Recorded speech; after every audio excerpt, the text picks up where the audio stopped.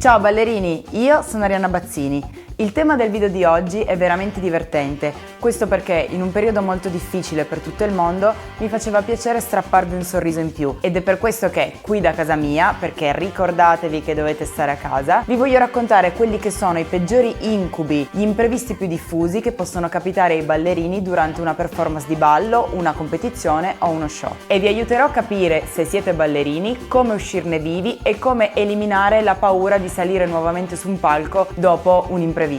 Ed è così che vi do il benvenuto nel primo episodio della miniserie I peggiori incubi dei ballerini. Allora, siete pronti ad ascoltare e a vedere alcuni dei miei imprevedibili imprevisti durante una performance? In questa miniserie vi voglio raccontare quelli che secondo me sono gli imprevisti più diffusi e in ogni episodio vi racconterò avvenimenti tratti da una storia vera, la mia. Sono sicura che alcune di queste cose potrebbero essere capitate anche a voi. Io sono Arianna Bazzini, campionessa mondiale di salsa, coreografa, ballerina professionista e maestra di ballo di danze caraibiche. Se vi siete persi i miei video precedenti, potete guardarli cliccando i link che vi ho lasciato in descrizione.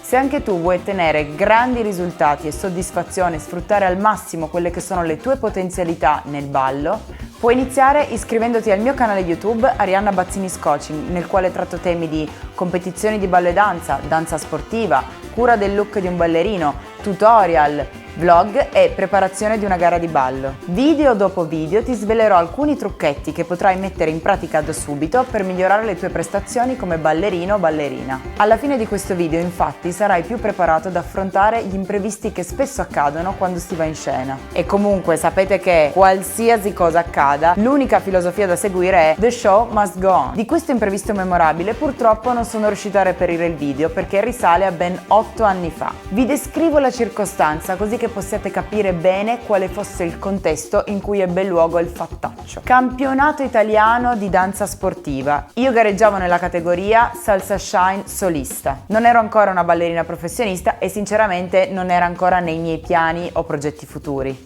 Dopo aver superato molti turni eliminatori, arrivo finalmente alla fase finale. Quindi alla finale in cui le prime 6 atlete si esibiscono da sole una per una davanti ai giudici e davanti a tutta la platea. E questo è il momento più importante perché determinerà quella che sarà la classifica finale. Pensate che ricordo fossero circa l'1 di notte, quindi la competizione andava avanti da tutta la giornata. Quindi immaginate i giudici sfatti, il pubblico stanco morto. Devo dire che la situazione era abbastanza sottotono, era un po' moscia. Vi faccio vedere il video di un altro ingresso in pista in modo che possiate immedesimarvi al massimo e capire la situazione. Arriva il momento, tocca a me entrare in pista. Mi presentano, io mi accingo a raggiungere il centro della pista e accade questo.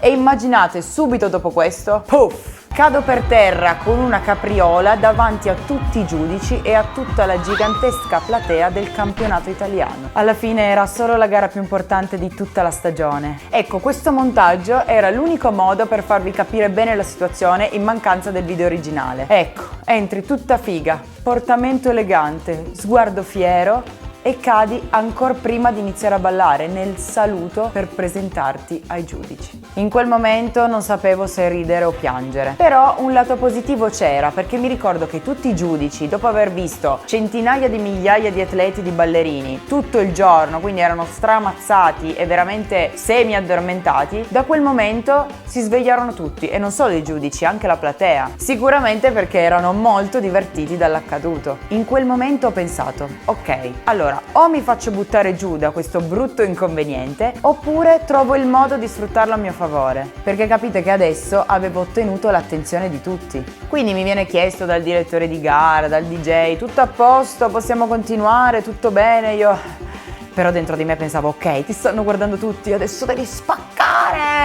E devo dire che così fu, perché ballai veramente al meglio delle capacità che avevo all'epoca. Quella volta l'ho sfangata perché ho cercato di sfruttare il lato positivo di quella disavventura. E quella volta, uscita dalla pista, nonostante tutto, ero veramente soddisfatta della mia performance e anche di come avevo reagito a quella situazione. Comunque ragazzi, se vi capita di cadere, dovete essere consapevoli che da quel momento vi guarderanno tutti. Comunque non necessariamente in modo sadico, ma spesso anche con un occhio di comprensione. Infatti il pubblico, quando capitano cose di questo genere, applaude perché è dalla tua parte. E tra l'altro non solo è dalla tua parte, ti sta guardando attentamente, l'attenzione è tutta su di te. Quindi se riesci a mantenere i nervi saldi, puoi sfruttare questa situazione a tuo vantaggio. Pensate che appena uscito dalla pista, un ballerino mi chiese: ma l'hai fatto apposta? La reazione è stata così pronta nel dire ok, devo dimostrare che invece adesso spacco, che sembrava addirittura fatto apposta, e non lo era assolutamente. Vi sconsiglio anche di fare apposta una cosa del genere. Parlando seriamente di cose più pratiche, un consiglio veramente serio: controllate sempre la suola delle vostre scarpe da ballo, sempre, sempre, sempre, comunque, poco prima di entrare in pista,